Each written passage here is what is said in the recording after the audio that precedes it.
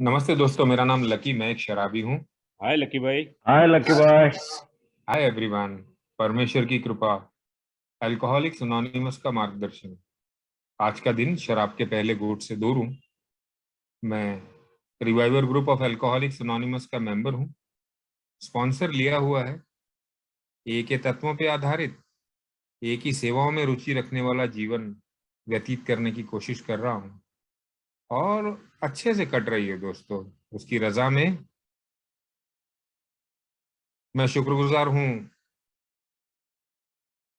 Western MP inter group का, जिन्होंने आज ये एक जो बिगिनर्स का विषय होता है, जो हम सभी को अपने शुरुआती दौर में वो सोबराइटी के पहले कदमों में इस विचार को, इन तत्वों को जोड़ना पड़ता है, नहीं तो सोबराइटी की शुरुआत ही नहीं हो सकती। 13 अगस्त को मैं शेयर कर रहा हूं और 13 दिसंबर को मेरा प्रॉपर डे था। तो 13 तारीख लोगों के लिए कितनी भी अनलकी हो, लेकिन मेरे लिए बड़ी लकी साबित हुई है। मुझे याद है, मैं 13 दिसंबर को हॉस्पिटल में एडमिट हुआ था, जो कि मेरा लास्ट का हॉस्पिटलाइजेशन था। और लगभग 4 दिन के डिटॉक्स के बाद मुझे एक ए का सभासद मेरे बेड के पास आके बैठा। उसने अपना नाम बताया और कहा, मुझसे आपसे कुछ कहना है। तो और उसने अपनी शेयरिंग शुरू की।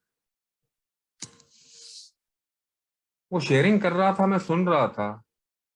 जिंदगी में पहली बार मेरे को कुछ बोलने आया व्यक्ति अपने बारे में बात कर रहा था।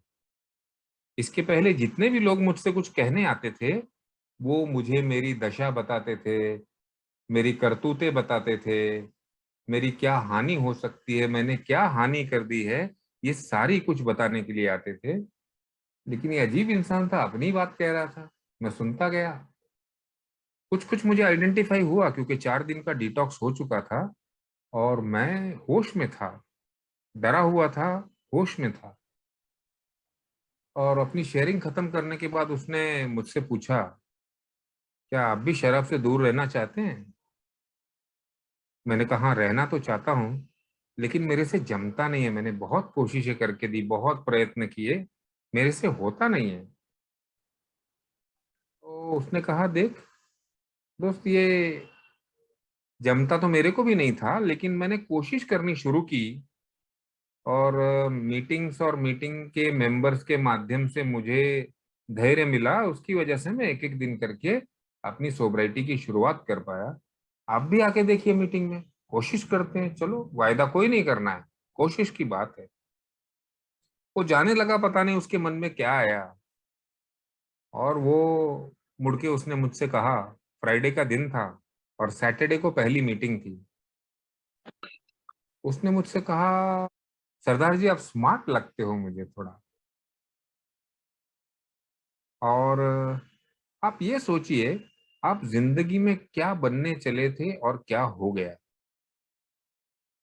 जाना कहाँ था और पहुंचे कहाँ।"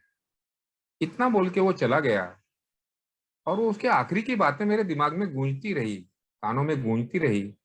और मैं अपने बचपन में चला गया, जहाँ पे शराब के प्रति नफरत थी, घर में अल्कोहलिज्म था, जिसकी वजह से बहुत सारी अस्त व्यस्तताएं थी, बहुत सारी चीजों का अभाव था। समाज से कटा हुआ मेरा घर, और उस छोटी उम्र की नफरत के बाद मैंने अपने हाथ में उत्सुकतावश बियर का ग्लास आते देखा। अच्छी लगी, उसका इफेक्ट अच्छा लगा, टेस्ट तो कड़वा सा ही था। और फिर वो शुरुआत के 2-3 सालों में एक्सपेरिमेंटल तौर पे कभी कभी पीना, और फिर लगभग 16-17 बरस की उम्र के बाद वो दोस्तों से मुलाकात, वो सैटरडे संडे का पीना, होली दिवाली का पीना, और फिर धीरे धीरे करके रेगुलर पीना। उस दौरान, क्योंकि मैं कम उम्र से ही काम करने लग गया था, तो जल्दी ही पैसे हाथ में आने लग गए मेरे। और पहले तो मैं पैसे माँ को ले जाके देता था सबसे पहले, लेकिन फिर अपने लिए भी कुछ रखने लगा। अपने लिए मतलब अपनी शराब के लिए। और बढ़ती हुई शराब, तरक्की भी दिख रही थी, शराब भी बढ़ रही थी। फिर उसके बाद मेरी शादी कर दी गई, और तब तक मैं रोज पीने वाला हो गया था, और कभी कभी दोपहर को और सुबह को भी पी लेता था।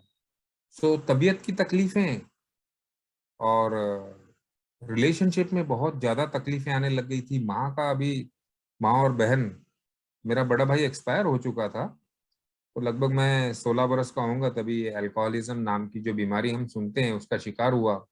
28 बरस की उम्र में उसकी मृत्यु हो गई। और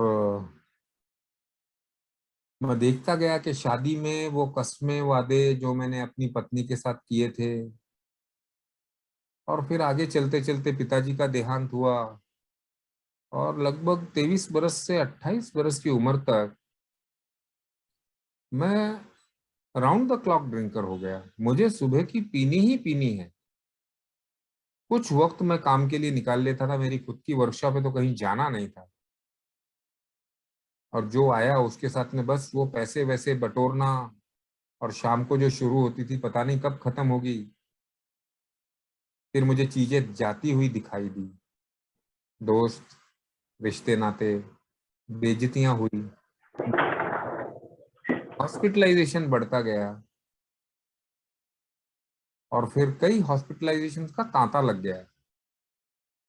28वें साल में जनवरी से लेकर दिसंबर तक मैं बेहोशी तक पीता था। एक बड़ा नुकसान किया मैंने उस दौरान, और वो जब जब मुझे नुकसान याद आता था खुद को इतना कोसता था, और लगभग मैं खुद को मारने के लिए ही पी रहा था। बस वो मुझे और कुछ सुझाई देता ही नहीं था। और देखते ही देखते मेरी नज़र मेरे केस पेपर पे पड़ी। उस पे मेरा नाम लिखा था, उम्र लिखी थी 28 बरस, और एक बॉम्बे के बड़े जाने माने साइकेट्रिस्ट ने लिखा था क्रॉनिक अल्कोहलिक, पुराना शराबी। तो जब मैंने अपने केस पेपर पे अपने नाम के आगे क्रॉनिक अल्कोहलिक लिखा देखा, तो वो सच्चाई ने हिट किया दोस्तों मेरे को। थका हुआ था, हारा हुआ था, डिप्रेशन में, और इस बात का बोध होने पे मैं आपो आप ही रोने लग पड़ा। पता नहीं रोते रोते कब नींद आ गई। अगले दिन सुबह उठ के वार्ड बॉय ने मुझे 7 बजे आके उठाया, बोलो चलो चलो सरदार जी नीचे, 8 बजे मीटिंग है, आपको मीटिंग में जाना है। जैसे तैसे उसके साथ में नीचे उतरा, और जाके पहली सीट पे बिठा दिया गया। मीटिंग एक लेडी चला रही थी, मुझे इतना याद है। 40-50 लोग बैठे थे, और अपने अपने अनुभव शेयर करके आते जाते लगभग 1.5 घंटे में मीटिंग खत्म हुई। मीटिंग खत्म होने के बाद जब सब प्रार्थना के लिए उठे तो मैं भी उठ के खड़ा हुआ, और मुझे बड़ा हल्का महसूस हुआ दोस्तों। ऐसे लगा जैसे कोई बहुत बड़ा बोझा मेरे कंधों से उतर गया है, और मेरे अंदर से आवाज आई, लकी इधर नहीं तो किधर नहीं है, अभी चीटिंग मत करना। शायद वो रात को ली हुई इन्वेंट्री और सच्चाई का सामना करते करते मन तैयार हो गया था। मैं समझता हूं कि वो समर्पण की मेरी पहली कदम थी, और उसी रात को बिना ए में आए मुझे अपना पतन स्वीकार हुआ था। उसके बाद में मैं अल्कोहलिक्स अनोनिमस में आता गया, मीटिंग दर मीटिंग, और मुझे एक एक तत्वों से मुलाकात होती गई। ना तो पहली मीटिंग में मुझे डिजीज समझा, ना कुछ समझा। I was too dazed. मैं ऐसा बोराया हुआ आया था मीटिंग में। आगे की मीटिंग्स में मुझे जब इस बीमारी के बारे में पता चला कि ये कैसे फंसा के मेरा ध्यान शराब की तरफ ही लेके जाती है, मेरे मन की और मेरे शरीर की बीमारी में फंस के मैं सारे रिश्ते नातों को छोड़ देता हूँ। यहाँ तक बात पहुंच जाती है कि जब शराब या उसका उसके सामने कोई और चीज आती है, जैसे रिश्ते आते हैं, पैसा आता है, तबीयत आती है, तो मैं न चाहते हुए भी शराब को स्वीकार करता हूँ। इनफैक्ट मैं शराब भी पीना चाहता था और रिश्ते भी रखना चाहता था। शराब भी पीना चाहता था, बिजनेस भी करना चाहता था। शराब भी पीना चाहता था और स्वस्थ भी रहना चाहता था। लेकिन जैसे जैसे पीते पीते समय बीतता गया, मैं दोनों चीजों को नहीं संभाल पाया। बार बार की तकलीफ, पागल हो गए। रिश्ते नातों में तकलीफ होना, और जब भी चॉइस आती थी तो इनवेरिएबली मैं शराब पीता था। तो बीमारी के बारे में जब मैंने सुना और अपने अनुभवों से जोड़ के देखा, तो यस, मेरा शराब पीना, उसके पीछे जो आकर्षित होना है वो साधारण नहीं था। अब ये एक पागल प्रेम के रूप में बदल चुका था, और शराब के विचार मेरे मन से जाते नहीं थे। शराब पे मेरी जबरदस्त श्रद्धा हो गई थी, क्योंकि शराब ने परिवर्तन, जो शुरुआत के दौर में मैंने जो अनुभव किया था, जो हल्कापन अनुभव किया था, जो व्यक्तिमत्व में बदलाव आया था, जो पर्सनालिटी में बदलाव आया था, मैं बार बार वही चाहता था। लेकिन अब चूंकि मेरी शराब पीने की इंटेंसिटी और फ्रीक्वेंसी बहुत बढ़ चुकी थी, तो मैं वो फिर कभी पा नहीं पाया।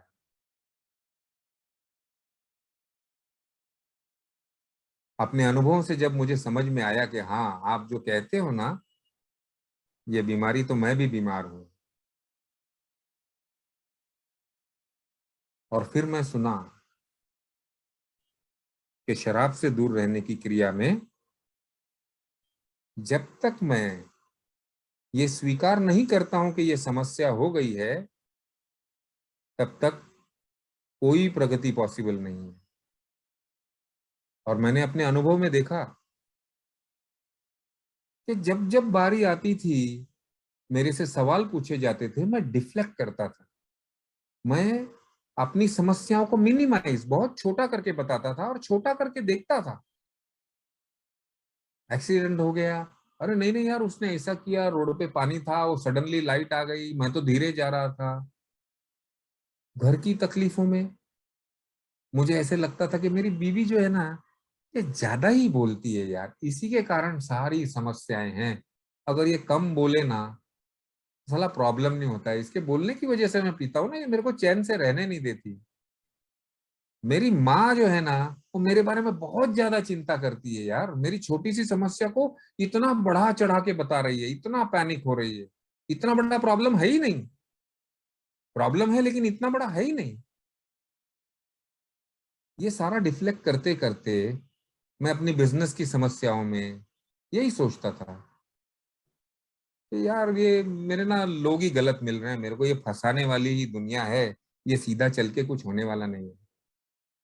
आई नेवर एक्सेप्टेड कि ये सारी समस्याओं की उपज मेरे कारण हो रही है।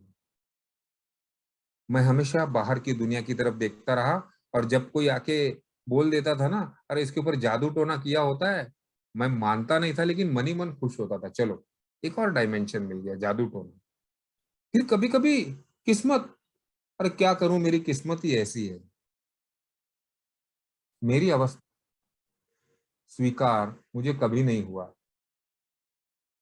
और मुझे ये समझ में आया कि जब तक मैं अपनी परिस्थिति का स्वीकार नहीं करता हूं, अपने अल्कोहलिज्म का, अपनी बीमारी का स्वीकार नहीं करता हूं, समस्याएं आएंगी जाएंगी, लेकिन मैं अपनी शराब से हमेशा गले लगा के रखूंगा। मुझे याद है, मैं कई बार रोया हूं पत्नी के सामने कि मेरे से हैप्पी होता नहीं है, मैं रुक नहीं पा रहा हूं। मुझे याद है, मेरी बीवी पहली बार जब प्रेग्नेंट हुई थी, तो माँ ने कहा था, लकी आज पीना मत, हाथ जोड़ के विनती है तेरे को, क्योंकि घर से 1 किलोमीटर दूर हॉस्पिटल था, मेरे पास तभी कार थी, और जब भी पेन होंगे तो हमको ले जाना पड़ेगा, डॉक्टर ने कहा है कि आना पड़ेगा। और मैं उसके साथ में पहली बार बाप बनने का खुश सुख, और मैं भी इंसान हूँ, अल्कोहलिक बाद में हूँ। ये अलग बात है कि अल्कोहलिज्म किसी और चीज का विचार मेरे दिमाग में टिकने नहीं देती है। और वैसा ही मेरे साथ में हुआ। 6 बज गए, 7 बज गए, 8 बज गए, और वो मेरी मिसेस तो बस खाना वाना खा रही है, टीवी देख रहे हैं, सब कुछ ठीक ठाक है।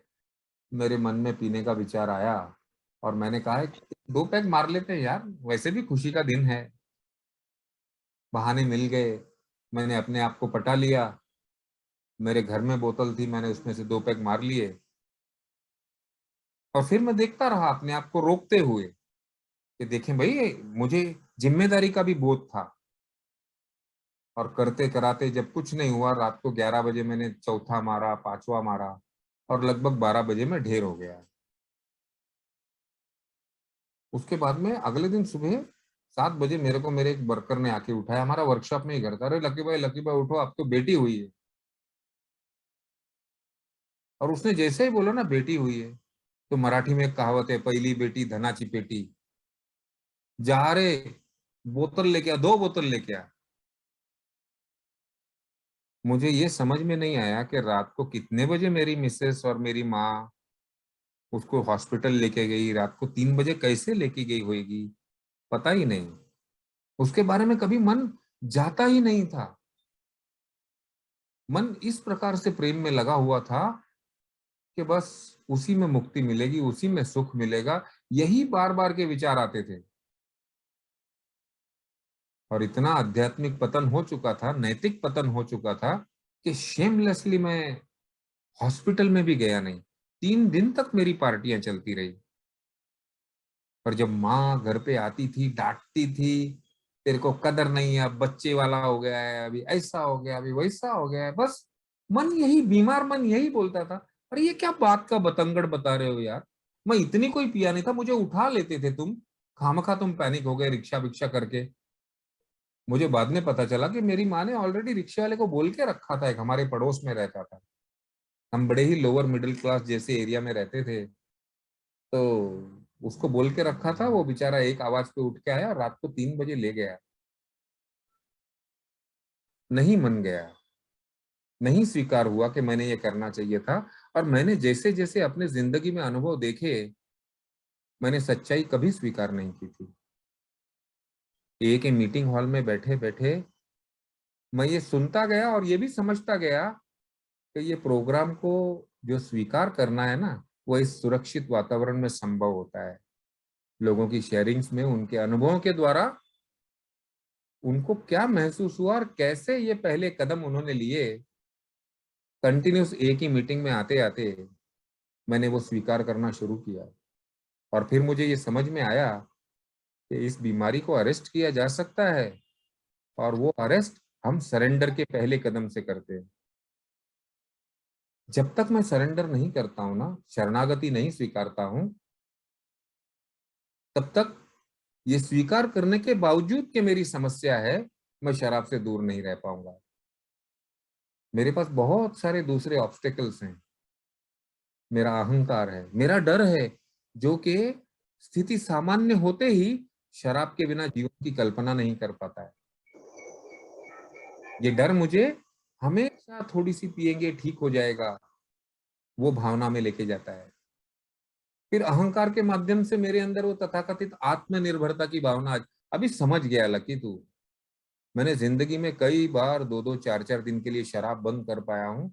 इनफैक्ट बहुत सारी क्राइसिस मेरे जीवन में आई और उसमें शराब बंद हो जाती थी, लेकिन रुकी नहीं रहती थी। और ये जो डायमेंशन मुझे ए ने दिया सरेंडर का, इसके पहले मुझे किसी ने नहीं दिया था। और फिर शराब के आगे नतमस्तक होने की, हाथ जोड़ने की, मत्था टेकने की बारी आई। और मुझे ये सुनाई दिया कि भाई, ये क्राइसिस के कारण सरेंडर करेगा ना, तो शायद वो कंडीशनल हो जाएगा। अपने अनुभवों से देख, कहाँ कहाँ तुझे क्या क्या करना था, क्या तेरे से अपेक्षित था, तू चाहता भी था वो कर पाए, लेकिन तू कर नहीं पाया। इसके लिए this power is greater than yourself, तुझसे महान शक्ति हो गई है। मैं हमेशा सोचता रहा कि मैं कंट्रोल कर रहा हूं, क्योंकि ये बीमारी में एक थॉट आता है दोस्तों, और वो थॉट ऐसा होता है कि कभी ना कभी वो दिन आएगा जब मैं लिमिट और कंट्रोल में पी पाऊंगा, सब कुछ अच्छा हो जाएगा, बंद भी कर दूंगा, मेरे घर वाले भी परेशान नहीं होंगे। ये एक भ्रामक कल्पना एक बीमार मन अपने आप ही निर्माण करता है। और वो भ्रामक कल्पना में रहते रहते बस वो क्राइसिस टालते टालते फिर से वही साइकिल आते गए। लेकिन जब मैंने यहाँ पे सुना कि घुटने टेकने पड़ेंगे दोस्त, घुटने टेके बगैर इसमें से मुक्ति मिलेगी नहीं। और घुटने अगर मैं अपने अनुभवों से समझ के टेकूं तो फिर वो लंबी दूरी तक चलेंगे। अब विषय मेरा एक्सेप्टेंस और सरेंडर है। अब ये शराब के मामले में एक्सेप्टेंस और सरेंडर आ गया, लेकिन जैसे जैसे हम प्रोग्राम पे आगे चलते हैं तो मेरा चरित्र दोषी है, इसका स्वीकार और मुश्किल हो जाता है। मेरे लिए कोई मानवी ताकत नहीं है, उच्च शक्ति ही कार्य कर सकती है, उसका स्वीकार और मुश्किल हो जाता है। और उसके आगे अपनी जीवन और इच्छा को सौंपना, जो कि मैं कहता हूं सरेंडर करना, मुश्किल हो जाता है। तो जैसे कि ड्राई रन की स्टेज हम कहते हैं, मेरी भी ड्राई रन की स्टेज है जी। पहला साल तो पिंक क्लाउड में गया, उड़ते उड़ते निकल गया। लेकिन जैसे जैसे जीवन की सच्चाइयां सामने आई और मैं वही दृष्टिकोण लेके जी रहा था, मेरा वैल्यू सिस्टम वही था, शराब बंद हो गई थी, ए के मेंबर्स का साथ मिला हुआ था तो रोज का धैर्य मिल जाता था। लेकिन चीजों को देखने का नजरिया बदली नहीं हुआ था, मेरी चाहतें बदली नहीं, मेरे डिजायर्स बदली नहीं हुए थे। शराब के मामले में मैं सरेंडर कर चुका था, शराब के मामले में उस उच्च शक्ति को स्वीकार कर चुका था, मैं ए को उच्च शक्ति बना चुका था और ए के मीटिंग के मार्गदर्शन में चल रहा था। लेकिन ये शराब तक सीमित रह गया मेरे लिए दोस्तों। फिर अपने तरीके से जीवन जीते जीते मैंने लगभग 3 साल बड़े फटके खाए। कई बार मेरे को बीवी बोलती थी, अरे आप पी के आ जाओ ना, ये इतना क्यों क्यों कर रहे हो, ये क्या कर रहे हो, आप पी के आ जाओ, पी के अच्छे थे, चुपचाप सो तो जाते थे। पता नहीं मैं क्या पाना चाहता था, किस चीज की खोज में लगा हुआ था। और शराब बंद करना, उसने मेरी खोज को और उल्टा ऊर्जा दे दी थी। और पैसा और ये और वो, और मैं फिर से अपने जीवन बनाने की कल्पना में ये भूल गया था कि ये कार्यक्रम सिर्फ शराब से दूर रहने का नहीं है। ये कार्यक्रम वो व्यक्तिमत में परिवर्तन लाने का है। शराब तो मेरी ये दो टप्पों के कारण ही हो गई, एक्सेप्टेंस और सरेंडर। बिल कहता है कि सरेंडर से हम सरेंडर करने से हम जीत गए, लेकिन वो एक्सेप्टेंस और फेथ के बारे में लिखता है कि एक्सेप्टेंस और फेथ रखने से 100% रिजल्ट आते हैं। लेकिन यही एक्सेप्टेंस और फेथ जब हम बाकी चीजों में लगाने लगते हैं ना, तो रिलेटिव रिजल्ट आते हैं। इन्वेंट्री लेना टालना, स्पॉन्सर ऑनेस्टली इन्वेंट्री के बारे में बात करना टालना, और अपने मेरे दोषों को समझना वो कैसे गहराई में जा रहे हैं, जो कि स्टेप 5 मेरे दोषों के एक्सेप्टेंस की बात है। और स्टेप 6 सरेंडर, दोषों के सरेंडर के सामने की बात है कि हे ऊपर वाले, ये तू ही इनका निदान कर सकता है। मैं खुला मन रखूंगा और नम्रता से रिक्वेस्ट करते रहूंगा। टाले हुए थे, सेल्फ विल से जीवन चल रहा था। और यकीन मानो दोस्तों, बहुत यातनाएं होती हैं। शराब भी बंद है, जो पाना चाह नहीं रहा हूं, और अब किस चीज को बहाना दूं, खुद की गहराई में गया नहीं हूं। और फिर लगभग चौथे साल में फिर से बैंकरप्ट हुआ। बिल कहता है, बिल नहीं, विलियम जेम्स कहता है कि ये जो जागृति आती है ना, या तो आ जाती है कुछ लोगों में, जैसे हमारे बिल डब्ल्यू को हुई, फाउंडर को, या तो वो एजुकेशनल वैरायटी से आती है, रोज थोड़ा थोड़ा करते हुए। मेरा रोज का थोड़ा थोड़ा शराब के मामले तक ही सीमित रह गया था। मैं उन अल्कोहलिक्स में से हूं जो खुद जब अनुभव लेंगे तो रियलाइज करेंगे, नहीं यार ये तो सच्चाई है, बाप रे बाप, गड़बड़ कर दी मैंने। भले मेरे सामने 100 मेंबर अपने अनुभवों से उन्होंने जो करना चाहिए था वो नहीं किया, और वो अपने नुकसान शेयर कर रहे हैं, अपमान शेयर कर रहे हैं, मानसिक अस्त व्यस्तता शेयर कर रहे हैं। लेकिन मेरे को हमेशा बैठे बैठे लगता है ये मेरे मामले में ऐसा नहीं होगा, आई एम डिफरेंट यार, It is not only about accepting the alcoholism, but accepting defects of character has also got, ये भी अपने डिफाइंस और डिनायल के साथ आता है. फिर वो एक्सेप्ट, वो सरेंडर भी आया. और फिर मेरा इनिशियल स्पॉन्सर कहता था, बोलता था ये एक्सेप्टेंस की श्रृंखला है रे लकी, ये एक बार करके खत्म होती नहीं है. तुम स्वीकार करने की भावना में आ जाते हो, वो एटीट्यूड बन जाता है, वो नजरिया बन जाता है, वो दृष्टिकोण बन जाता है, and then you go on and go on. और सरेंडर भी सिर्फ शराब के आगे नहीं है, सरेंडर की भी श्रृंखला शुरू होती है. Accept the things I cannot change. Yes, जो जो तू बदल नहीं सकता है, यानी कि जो जो तेरे बाहर का है, उनको स्वीकार करना ही पड़ेगा. गुड, बैड, अगली, वटेवर. पत्नी है जैसी है वैसी है, माँ जैसी है वैसी है, मेरी परिस्थिति, मेरी सोसाइटी, मेरी खुद की शक्ल. Yes, you have to accept each and everything. और शर्तों पे एक्सेप्टेंस चलता नहीं है, क्योंकि शर्तें कभी पूरी होती हैं, कभी नहीं होती. और जब नहीं हुई तो क्या दोबारा से क्राइसिस, दोबारा से बवाल. You have to decide. बोलता है अल्कोहलिक्स अनोनिमस ने तेरे को चॉइस दे दी है. वो पहले तो तेरे पास चॉइस ही नहीं थी ना. अब ए में आने के बाद में रिकवरी में वो चॉइस मिल गई है, और अब इस चॉइस का इस्तेमाल कर. यू नो द टूल्स, तेरे को टूल्स रख दिए सामने. ये टूल तेरे को ही उठाने पड़ेंगे, कोई उठा के तेरे लिए देगा नहीं. सरेंडर टू विन हमेशा लागू होगा. और जब मैंने वो चौथी पांचवी पायरी का प्रयत्न किया, तो मुझे महसूस हुआ. और उसके बाद में तो मैं ये शेयर करना चाहता हूं कि हमारे ग्रुप में एक परंपरा थी कि साल में एक आध बार 8-10 मेंबर ऐसे रिट्रीट के लिए जाते थे. और लगभग 4-5 साल की सोबराइटी के बाद जब मैं पुनः पूर्ण पराभव स्वीकार करते हुए प्रोग्राम पे फिर से आया, तो उस रिट्रीट्स में जाने लगा. और वो रिट्रीट्स में हम अपना पिछला साल देखते थे कि भाई कौन सी चीजें जहाँ पे अभी तक मैं फंसा हुआ हूँ. छोटा सा ग्रुप होता था, आइसोलेटेड माहौल होता था, और वो गहराई से हम खुल पाते थे. तो वो सरेंडर धीरे धीरे करके प्रगति में आता गया, प्रोग्रेसिव होता गया.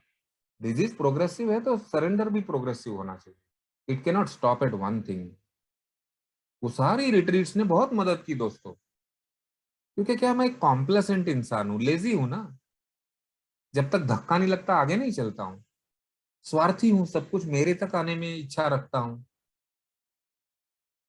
वो उच्च शक्ति से संबंध मेरे स्क्यूड है, तो बड़ी उम्मीदें जगा लेता हूँ. शराब बंद हो गई तो अभी तो दे तू, नहीं देगा तो तू कौन है फिर तेरे को मैं क्यों मानूं. बस पागलपन चलता रहता है. राइट रिलेशनशिप में इस्टेब्लिश ही नहीं कर पाया. ए में आने के बाद में जैसे जैसे मैं सुनता गया, पढ़ता गया और चिंतन करता गया, मीटिंग में सुनी हुई बातों को थोड़ा सा सोचने लगा, उसके ऊपर वक्त बिताने लगा, तो फिर धीरे धीरे करके वो अहंकार का कवच खुलने लगा दोस्तों. स्पॉन्सर एक बहुत बढ़िया टूल है. शुरुआत में तो मैंने स्पॉन्सर का वो अ, एक ऐसी दीवार जिसके सामने मैं जाके रो सकता हूँ, एगोनी आंट के इस्तेमाल किया मैंने. तो 6 महीने के बाद मेरे स्पॉन्सर ने बोल दिया, लकी तेरे को अगर पीना है ना तो तेरा प्रॉब्लम है, तो जो भी बात करता है वो पीने की ही करता है. तेरे को शराब से दूर रहना है तो वो हमारा प्रॉब्लम है. तू दूर रहने की बात कर, सॉल्यूशन की बात कर, तो देन वी आर टुगेदर. मुझे लगता है मैं सिंपैथी सीकर, पीपल प्लीजर हूं. इमोशनली मैं बच्चा हूं साला, सेंसिटिव हूं बहुत. सोबर तो हूं लेकिन सेंसिटिविटी गई नहीं है ना. 2 आंखें आगे हैं तो 2 आंखें पीछे भी हैं, ऊपर भी है, नीचे भी है. माइन्यूटली लोगों को ऑब्जर्व करता हूं मैं, बहुत माइन्यूटली. एकदम ऑन गार्ड रहता हूं मैं. और ये बहुत बड़ा बर्डन है दोस्तों. कहाँ रिलेशनशिप बना पाएगा, कहाँ शांति से जी पाएगा. सैनिटी और सेरेनिटी तो दूर की बात है यार. बहुत सारे छोटे छोटे पागलपन के काम होते रहते हैं, फ्रिक्शंस बहुत बढ़ते रहते हैं, और मैंने वो सारे अनुभव किए।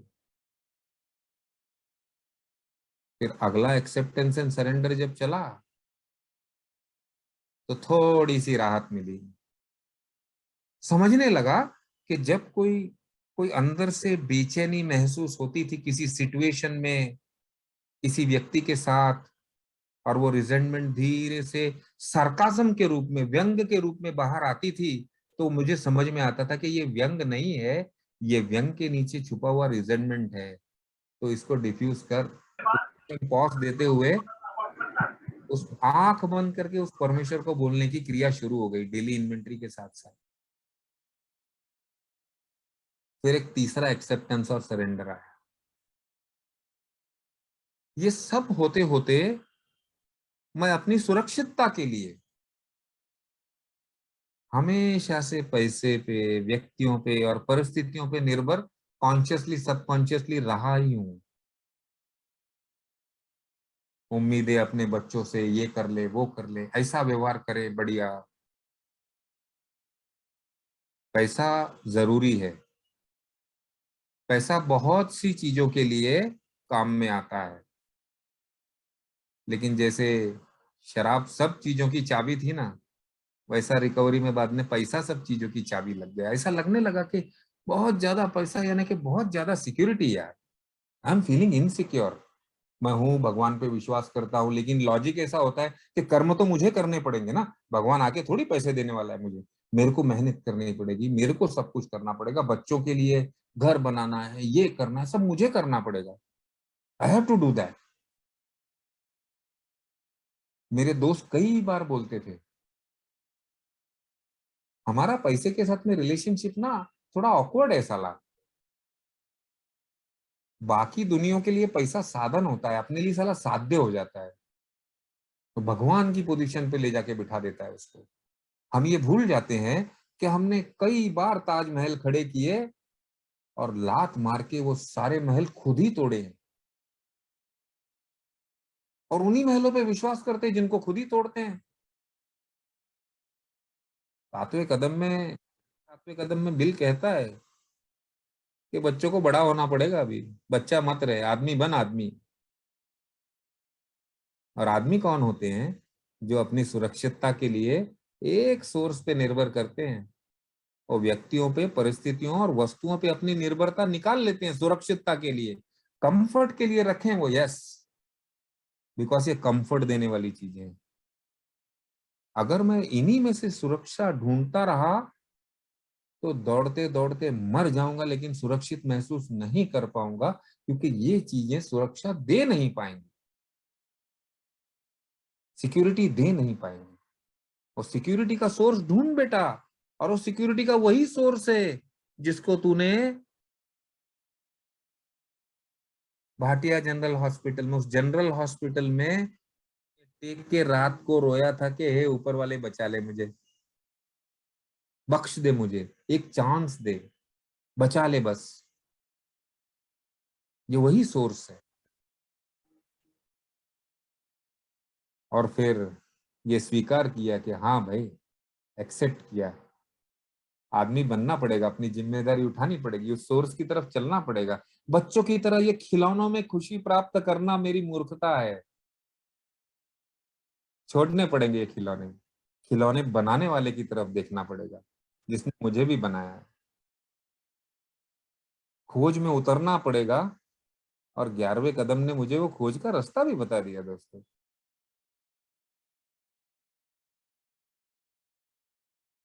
मैं समझता हूँ कि जब बिल ने ये लिखा है कि बच्चे बड़े हो, तो आज मैं अपने आप पे हंसता हूँ। कितनी बचकाना हरकतें, कितने बचकाना विश्वास, सोबराइटी के 8वें 10वें 15वें साल में भी। ऐसा नहीं है कि सोबराइटी के साल यानी कि परिवर्तन, नो, मेरे साथ ऐसा नहीं हुआ है। अगर लोगों के साथ हुआ है तो वेरी गुड। मैं देखता हूं कि मैं ऑन ऑफ रहता ही हूं, लेकिन पिछले कुछ सालों से जब मुझे एक और फिजिकल क्राइसिस आ गया और डॉक्टर ने बता दिया कि बॉस, ये तुम्हारे को जो बीमारी हुई है ठीक होने वाली नहीं है, मन तब तक पावर का सोर्स बना चुका था। मेरी बीवी साथ में थी परेशान, और मैं डॉक्टर को बोलता हूँ यार इसके पहले भी मेरे को कभी ना ठीक होने वाली बीमारी, तो आई नो आई नो कि कभी ना ठीक होने वाली इरिवर्सिबल बीमारियों का इलाज क्या है। This was different, but still ये समझ में आया मुझे, ये प्रैक्टिस के कारण, अल्कोहलिक्स अनोनिमस के तत्वों की प्रैक्टिस के कारण ये समझ में आया कि जिस बनाने वाले ने, या जो फिनोमिना से मैं उत्पन्न हुआ हूं, ये संसार उत्पन्न हुआ है, हम सबका एक लाइफ स्पैन है, किसी का जल्दी किसी का लेट। मुझे नहीं पता कब होने वाला है। मुझे वे याद आने लग गए पहले दिन जब ये ओल्ड टाइमर कहते थे lucky today is present, why because yesterday is mystery, yesterday is history and tomorrow is mystery. तेरे पास आज ही है, इसी के लिए हम प्रेजेंट बोलते हैं, it's a gift to you.